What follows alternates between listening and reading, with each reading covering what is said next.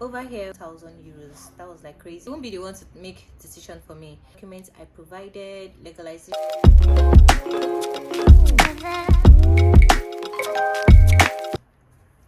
Hi guys, welcome back to my channel. If today's the first time you're dropping here, my name is Annabella, aka Bella. Over here we create lifestyle content, travel vlogs, we talk about tea, fashion and everything in between. But in today's video I'm going to be talking to you guys on how I actually moved to Spain, the documents I provided, legalization, translation and everything that I did and everything that worked for me.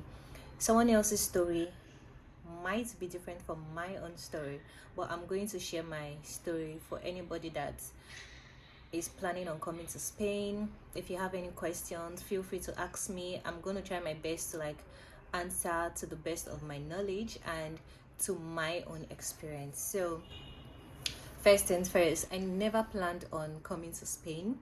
I knew I wanted to come to Europe. I first of all tried Malta, but for some reasons I paid the tuition fee. I started the visa application and everything, but at that time I applied to Malta. They had close to 90% of visa refusal. So it was crazy, it was mad. And then I reached out to the school, and then the school was like, okay, we should pay our full tuition because we're asked to pay 50%. So they were like, we should pay about the full tuition, and also we should pay for 1 year accommodation. And 1 year accommodation they were requesting for €7,000. That was like crazy. So I asked for refund, and then they refunded me, and that was in 2024 February. Yeah, fast forward to 2024 October. I said, okay, let me try again. But this time around I was very clear that I really wanted to go to Europe, but I didn't know where exactly. So I was just, YouTube was my best friend. The way some of you are in YouTube now looking for where to go to, YouTube was actually my best friend at that point. And then I had this friend of mine that also wanted to go to Malta, but his visa was also denied. So he, for some reasons, he tried Turkey. I also wanted to do Turkey, but because of the whole earthquake and everything, so I decided not to go to Turkey. My auntie also advised me that no, I shouldn't go to Turkey because of the earthquake stuff, and and I said, okay, let me do Hungary or Portugal. I called my friend in Portugal, so I was trying to grab information and everything, but anyways, to cut the long story short, my friend got admission into Turkey, and then he was like, okay, time is going. If I really want to do January intake 2025, his best advice is for me to get an agent, because honestly speaking I don't like using agents. I like getting my information firsthand. I like doing my things myself, because some of these agents, they don't even know what they are doing. They just take your money and do whatever. So but I was looking for study abroad opportunities on Instagram, on TikTok, just because to be honest, I didn't even have a direction. I didn't have where I was going to, but I just knew that I wanted to leave. You've gotten to that point whereby you just want to leave. So and then I ran into this agency. They were talking about studying in, I think, Hungary and one other country, I don't know. And then I sent them a message on Instagram, and it directed me to WhatsApp. So WhatsApp, I told them, okay, this is it. This is what I want to go for masters in January. Do we still have some universities that are open for January intake?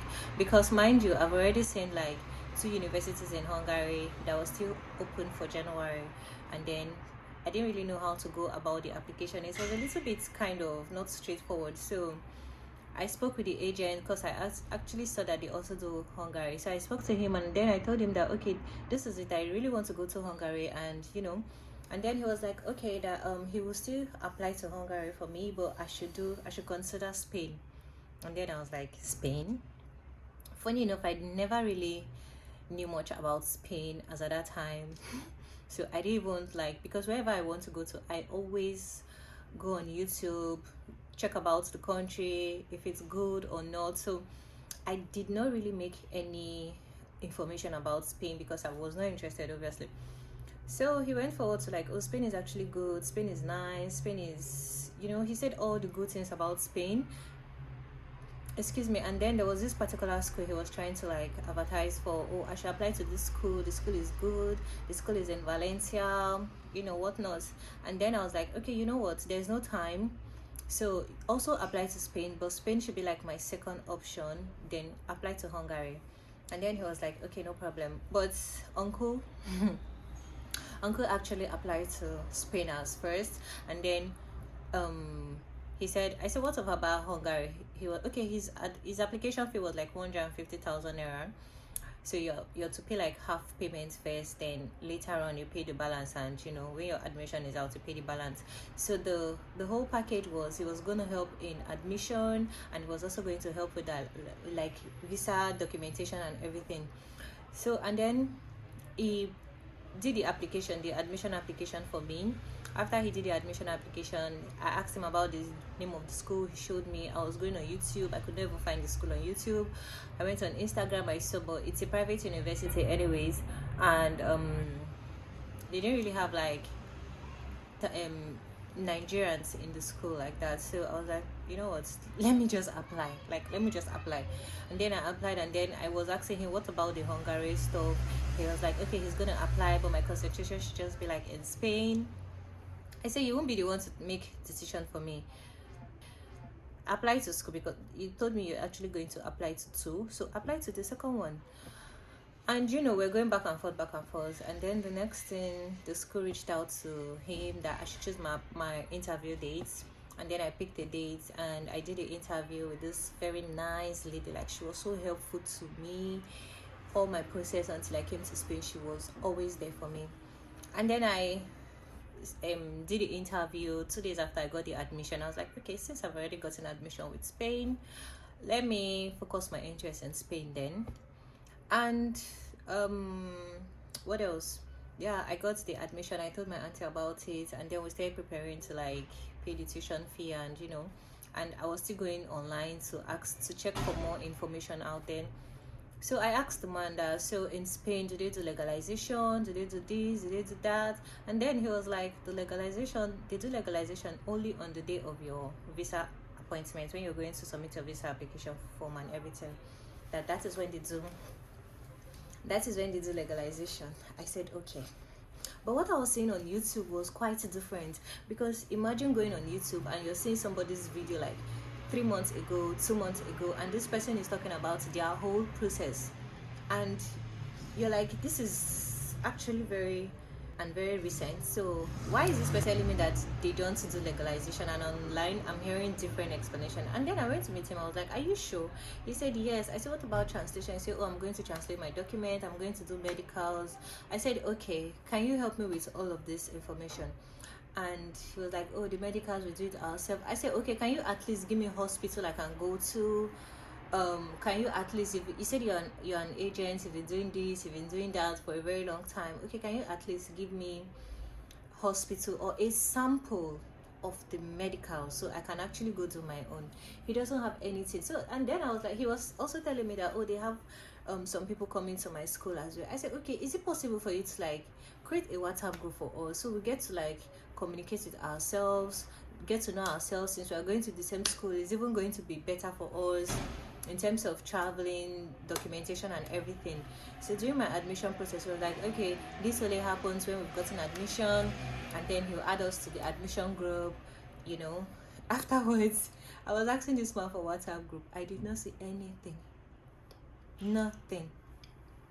So it's all passed, and the information he was giving me, like, he wasn't giving me correct information. I said, this man, if I'm okay, he didn't tell me I was supposed to reach out to my university to send my BSc with certificates. They should email it to the embassy. He didn't tell me any of that. He didn't tell me I was supposed to authenticate my document.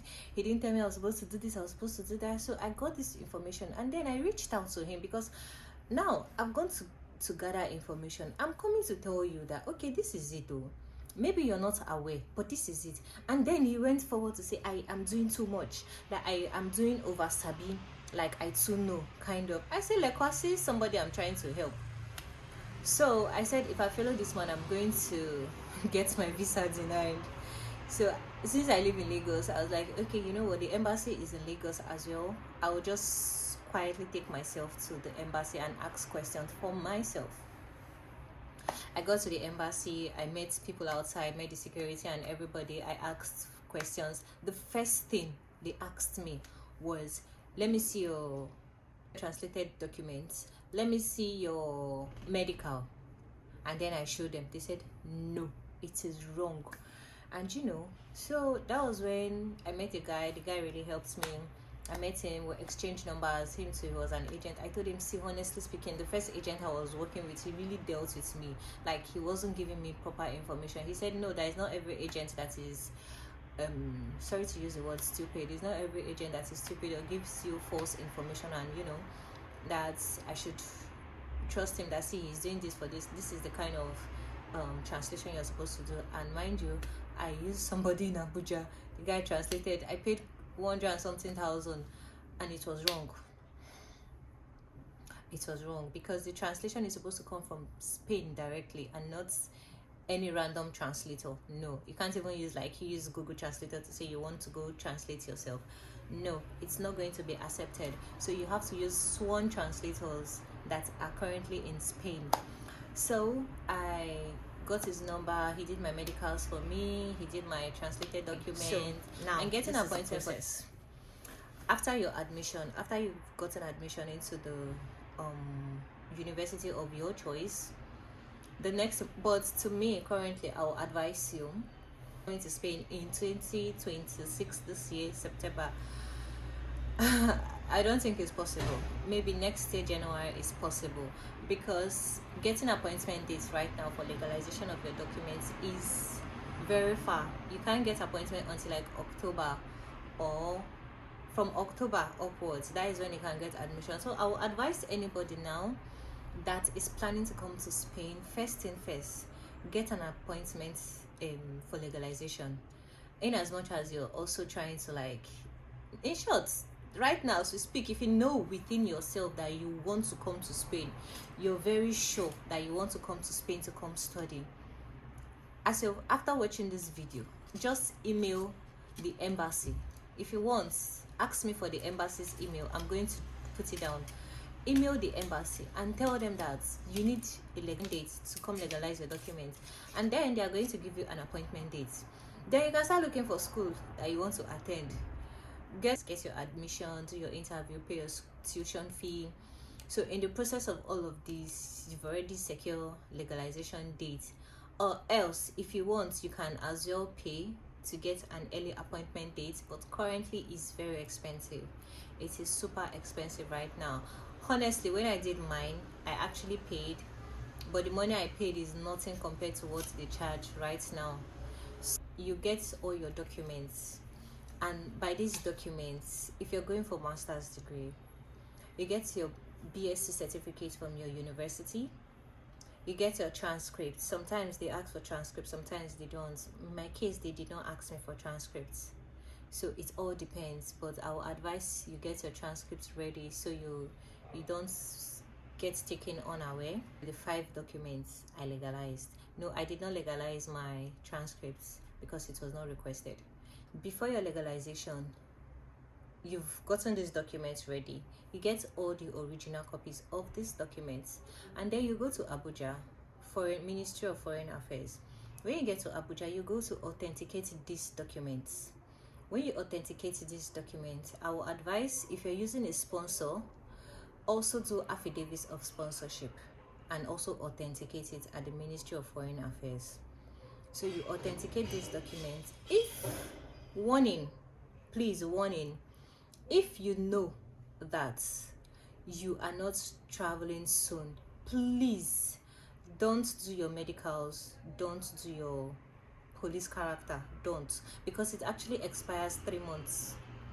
Yes, so imagine you do it 6 months ago. Before you go for your legalization, it has already expired. So don't do these 2 documents. Currently, I even heard that they are not longer taking medicals certificates, but you have to get like an insurance directly from Spain. We'll come to that. I'm just saying, like I said, I'm going to tell you about my own process. So you get all of this authenticated at the Ministry of Foreign Affairs. After the whole authentication process, you come to Lagos, you have your appointment for your legalization, you go for your appointment, you also go with your international passport. It's very mandatory. You go for your appointments. Before you go for your legalization, you're going to send a message to your university requesting for them to send an email to the embassy of Lagos, to the Spanish embassy in Lagos, verifying that your certificate is legit and is authentic. They must see that email coming directly from your school. Nobody can just randomly send that email. It has to be directly from your school. So I had the delay. My school did not send. I was following up with my school back to back.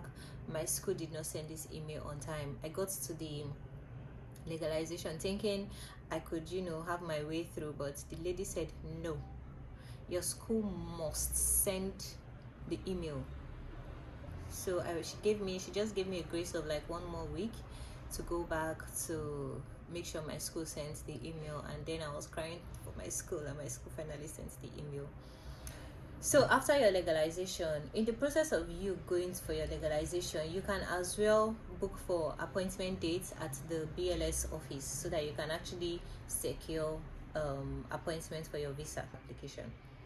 But currently now, I heard there's no appointments again too. So people do walk in you have to pay like a little bit extra than the usual visa application fee. After your legalization, they will tell you like to come maybe in a week, 4 days, 3 days, 5 days. It all depends. They are going to give you like a date when to come back and pick your documents, and then you go for your BLS appointments. Make sure all your documents are correct. So all the documents that was legalized, authenticated, you're going to go with all the originals plus the legalized. Well, it's your originals they are going to legalize, so you go with both your originals and photocopies. So now documents you submit at the embassy, you submit your your originals, you submit your photocopies, and then you submit your insurance. You get your insurance from Spain. But my turn, there was nothing like insurance. I only did medical certificates, but now you must do insurance. You submit your insurance, and then your bank statements, obviously very necessary, because you need to have like someone sponsoring you to show evidence that you need you have money to be able to sustain you while you're studying in Spain. Also, I will also advise, if you're working, just gather as much documents as you know is going to be able to help in your application, to show that you have ties in Nigeria, and you're going to, this video especially is for people in Nigeria, going to come back to Nigeria after your studies. So in my case, I uploaded a contract, I uploaded my appointments letter in my place of work, I uploaded my payslip, I uploaded leave letter. I was taking like a 1-year study leave, so you can as well do that. You get a leave letter for 1-year study leave, translate those documents and submit your application, wait for the decision, and you find yourself in Spain. Want to do insurance, you can as well let me know. I have people here in Spain that can actually help you get your insurance. If you also don't live in Abuja and you want to authenticate your documents, I can also assist you, because I have somebody in Abuja that can help you. So instead of you to pay transports from wherever you are to Abuja, they can just do it for you. Just pay a little bit of something, So yeah, that brings us end of this video. I really hope you enjoyed this video, and I'm going to come back for like part 2, kinds of jobs you can do in Spain, where you finally come here in Spain, how to settle in freely and smoothly, and everything in between. So I hope you enjoyed this video, and if you like this video, do leave a comment down below. Feel free to ask me any question. I am going to respond to you sincerely, give you any information I can give to you, and yeah, everything is gonna be okay. And please, if you were able to watch this video to the end, please subscribe to my channel. Also, like this video. Also, you know, I'm going to be your Spanish guide. Okay, also very important, if you know deep down that you want to come to Spain in 2027 or late this year and you're still in Nigeria, we are just in March, my honest advice to you is for you to go and start learning Spanish, because it's really going to help you. And if you want the name of my school, I can as well share the name of my school as well. But please go learn Spanish. If you can't get a physical class, start online learning the basic buenos dias, como te llama, como estás. Just learn the basic. It's going to help you a lot. I struggled and I am still struggling, honestly speaking. Media is advising you, I am still struggling. So yeah, that brings us to the end of this video. Adios.